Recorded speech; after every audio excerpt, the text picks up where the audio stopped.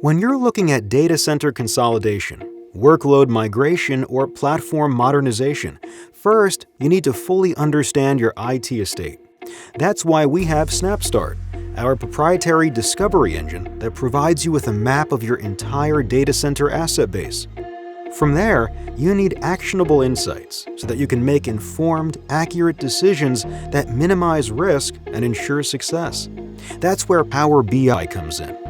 Once we have a complete scan of the servers and applications in a given environment, from Discovery and our SnapStart tool, we feed this information into our Power BI diagrams. Power BI uses visual images that can be filtered and manipulated to help you better understand your IT environment. Let's take a look. This is a Power BI application-to-application map. It offers different ways of adding data. The green nodes represent source applications.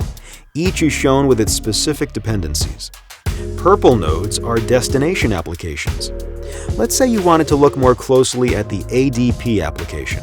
By selecting it, you can see that ADP communicates with Config Manager 2012. We can use the Visualizations pane to add slicers, which are customizable categories based on the information provided about the environment that help you slice the data. We can look at a production, development, test, or any other type of environment.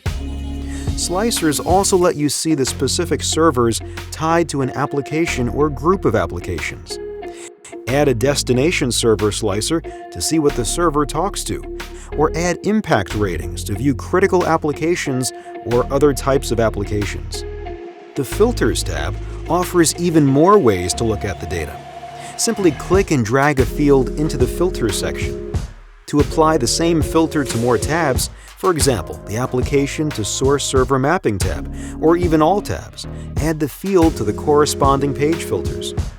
Speaking of tabs, select the Application to Destination Server Mapping tab to see which applications are talking to which servers in the environment. For example, we see that AIM communicates with all of these destination servers and IP addresses.